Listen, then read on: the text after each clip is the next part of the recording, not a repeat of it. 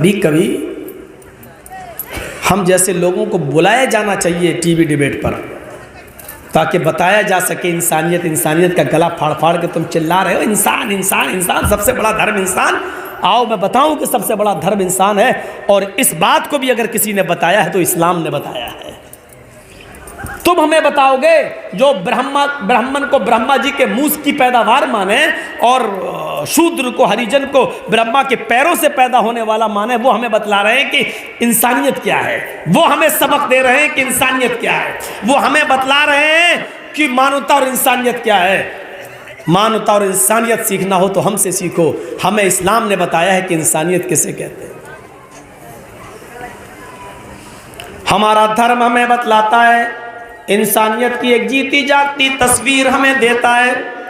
हमारा धर्म हमें इंसानियत सिखलाते हुए बतलाता है कि देखो इंसाफ का मामला आ जाए तो तुम धर्म न देखना, न्याय का मामला आ जाए तो तुम धर्म न देखना, तुम जात बिरादरी न देखना, अपना भाई बहन न देखना।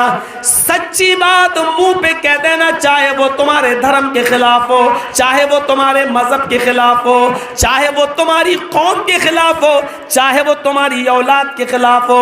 अगर सच्ची बात जो हो रही हो वो डंके की चोट पे कहना, इंसाफ की बात डंके की चोट पे कहना। ये मत देखना कि ये मेरा दुश्मन है, हम इसके बारे में सही बात कैसे कह दें, ये हमारा विरोधी है, हम इसके बारे में सही बात कैसे कह दें। नहीं, कुरान हमें दर्स देता है, कुरान हमें पाठ पढ़ाता है। वला यजरिमन्नकुम शनआनु कौमिन अला अल्ला तादिलू इअदिलू हुवा अक़रबु लित्तक़वा। ऐ मोमिनो, ऐ मुसलमानों, याद रखना किसी कौम की दुश्मनी तुम्हें इंसाफ का गला घोंटने पर मजबूर न कर दे, न्याय की हत्या और इंसाफ की हत्या करने पर मजबूर न कर दे। किसी कौम की दुश्मनी तुम्हें इंसाफ की हत्या करने पर मजबूर न कर दे। हर हाल में इंसाफ करना, हर हाल में न्याय करना, वह अक़रबु लित्तक़वा, यही तक़वा और परहेज़गारी के ज़्यादा करीब है। इस्लाम ने साफ कह दिया कि तुम किसी कौम की दुश्मनी में उसके खिलाफ कोई फैसला मत कर देना। हमारा एक मुसलमान किसी की नाजायज जमीन पर कब्जा किया हुआ है, वो आदमी हिंदू है, फैसला मौलाना जर्जीस के पास आया है। जर्जीस साहब दोनों की बातें सुनते हैं, पता चला जर्जीस साहब को ये जमीन हिंदू की है। मुसलमान ये फैसला लेकर मेरे पास आया है, सोचता है कि मौलाना जर्जीस भी मुसलमान है, मेरे हक में फैसला करेंगे। जर्जीस साहब, अब कुरान की आयत तुम्हारे लिए, वला यजरिमन्नकुम शनआनु कौमिन अला अल्ला तादिलू, हिंदू भाइयों की दुश्मनी तुम्हारे दिल में पैदा है, ऐसा ना हो कि इस दुश्मनी की वजह से तुम गलत फैसला कर दो। नहीं नहीं, दुश्मनी अपनी जगह पर, मजहब अपनी जगह पर, लेकिन इंसाफ का मर्डर नहीं होना चाहिए। ए दिलू, हर हाल में तुम्हें सच्चा इंसाफ करना चाहिए। जर्जीस साहब हिंदुओं के बहुत बड़े दुश्मन है, लेकिन कुरान की आयत ये कह रही है ये जमीन हिंदू की है, लिहाजा डंके की चोट पर फैसला सुनाओ। इस जमीन का मालिक रामचंद्र है, इस जमीन का मालिक करण कुमार है, इस जमीन का मालिक सतीश चंद्र है, इस जमीन का मालिक राम विश्वास है। डंके की चोट पर यह फैसला सुनाओ, क्योंकि तुम्हारे कुरान का यही हुक्म है, वला यजरिमन्नकुम शनानु कौमिन अला अल्ला तादिलू, किसी कौम की दुश्मनी तुम्हें न्याय और इंसाफ की हत्या करने पर मजबूर न कर दे। यहां तो रिश्तेदारियां देखकर फैसले होते हैं, मजहब देखकर क्या होगा। जब हम देखते हैं कि ये मेरा रिश्तेदार है तो हम सोचते हैं गलती मेरे रिश्तेदार की है, तब तो चाहते ले दे के मामला किसी तरह बन जाए। और अगर हमारे रिश्तेदार का मामला नहीं हक पर है तो चाहते कि फैसला मेरे रिश्तेदार के हक में हो जाए। जब रिश्तेदारी के साथ हमारा ये ताल्लुक है तो हम किसी गैर आदमी को और गैर धर्म वाले के हक में इंसाफ कैसे कर सकते हैं। उठाओ वाक़यात, अल्लाह के नबी के पास मुकदमा आता है तो अल्लाह के नबी सल्लल्लाहु अलैहि वसल्लम फैसला यहूदी के हक में करते हैं। कितने ऐसे वाक़यात आपको मिलेंगे कि अल्लाह के रसूल सल्लल्लाहु अलैहि वसल्लम ने कभी बेइंसाफ़ी नहीं की है और इंसाफ के मामले में आपने धर्म नहीं देखा है और मज़हब नहीं देखा है। कुरान की ये 3 आयतें मैंने आपके सामने रखी हैं। इन बहुत सी आयतें हैं, लेकिन 3 आयतों से आप अंदाज़ा लगा सकते हैं। पहली आयत में अल्लाह ताला ने क्या कहा? वलक़द कर्रमना बनी आदम, हमने पूरी इंसानियत को मुकर्रम और बाइज़्ज़त बनाया है, इज़्ज़त बख्शी है पूरी सारी दुनिया की इंसानियत को। दूसरी आयत में अल्लाह ने क्या कहा? हमने सारी दुनिया के इंसानों को एक माँ और एक बाप से पैदा किया है, एक मर्द और एक औरत से, यानी सब भाई भाई हो। और तीसरी आयत में मैंने ये बताया है कि किसी कौम की दुश्मनी तुम्हें बेइंसाफ़ी करने पर मजबूर न करे, यानी इंसाफ बराबर होना चाहिए, चाहे वो कोई भी हो, चाहे वो तुम्हारे बेटे के खिलाफ क्यों ना हो। काजी शुरैह बहुत बड़े काजी गुजरे हैं। हज़रत अली रज़ी अल्लाह ताला अन्होंने उनको काजी बनाया था, हज़रत अली रज़ी अल्लाह ताला उन्होंने उनको जज बनाया था। लेकिन एक मरतबा हज़रत अली की ज़िरा खो जाती है। ज़िरा जानते हैं ना, सीने पे डाल ली जाती है ताकि दुश्मन जब तीर मारे तो सीधे सीने में न लगे, बल्कि लोहे की उस ज़िरा पर लग जाए तो सीने में तीर नहीं चुभेगा। अपने आप को बचाने के लिए वो लोहे की ज़िरा पहन ली जाती थी ताकि तीर और तलवार का खंजर या तलवार की ज़ख़म हमारे सीने पर न लगने पाए। वो ज़िरा कहीं खो गई। 6 महीने के बाद वो ज़िरा एक यहूदी के पास देखी हज़रत अली ने। हज़रत अली उसके पास गए और कहा ये ज़िरा मेरी है। उसने कहा अली, और अली कौन है? Chief minister. अली कौन है? अमीरुल मोमिनीन, पूरे इलाके के अमीर। और क्या कह रहे हैं? ये ज़िरा मेरी है। और वो यहूदी क्या कह रहा है? अय अली तुम झूठ बोल रहे हो, ये ज़िरा मेरी है। हज़रत अली झूठ बोल रहे हैं। उस हज़रत अली ने कहा ये ज़िरा मेरी है, देखो इंसानियत से दे दो। उसने कहा नहीं, ये ज़िरा मेरी है। अगर तुम इस ज़िरा को अपनी ज़िरा कहते हो तो कोर्ट में, कचहरी में, अदालत में तुम्हें इस ज़िरा को अपनी साबित करने के लिए दलील देना होगी।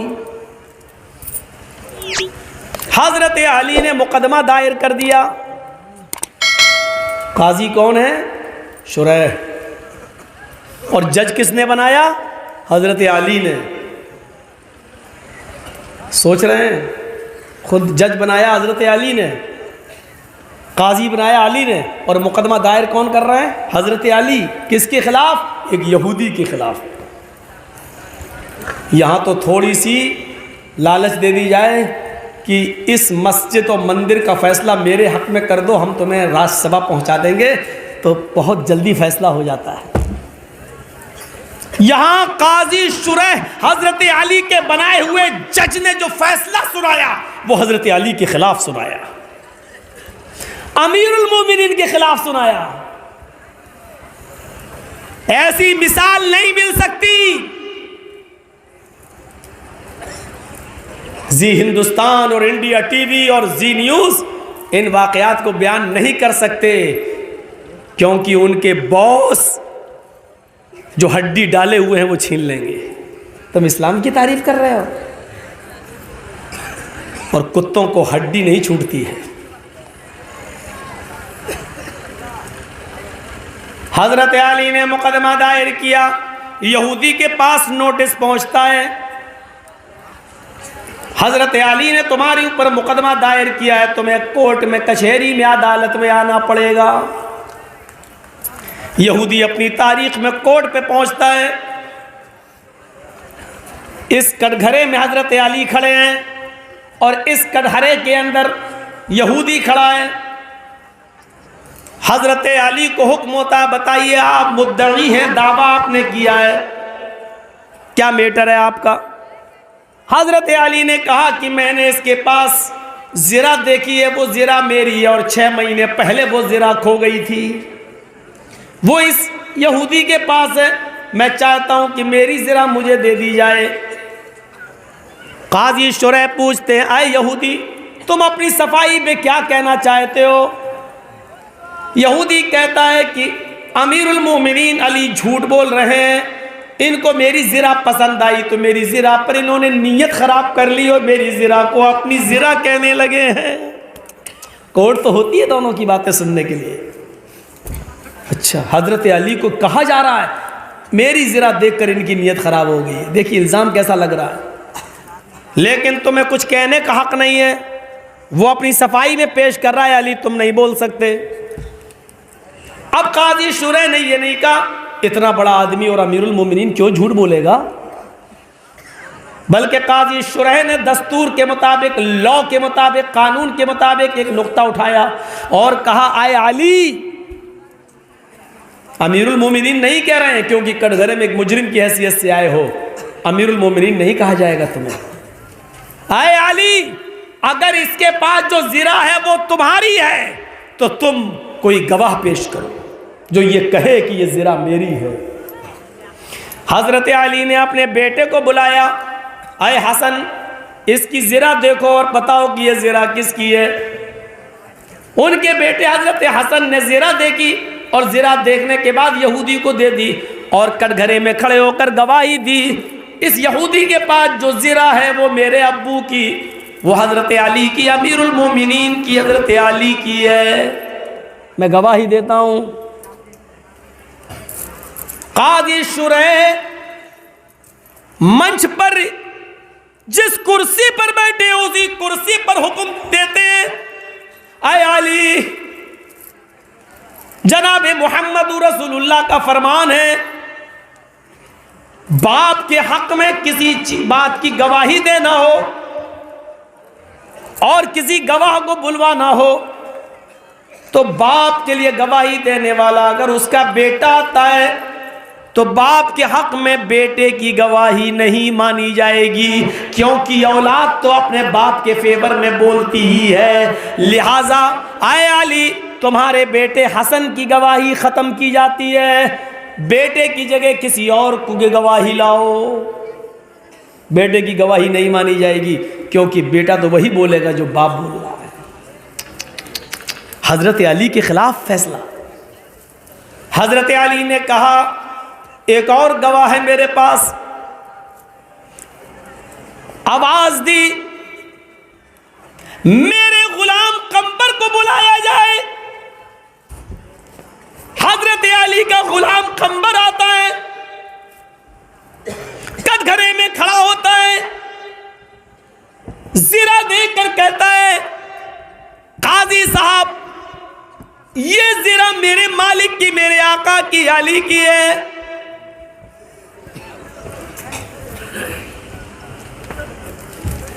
काजी शुरैह गुलाम की गवाही सुनते तो कहते कि तुम किसके गुलाम हो? कहा हजरत अली के।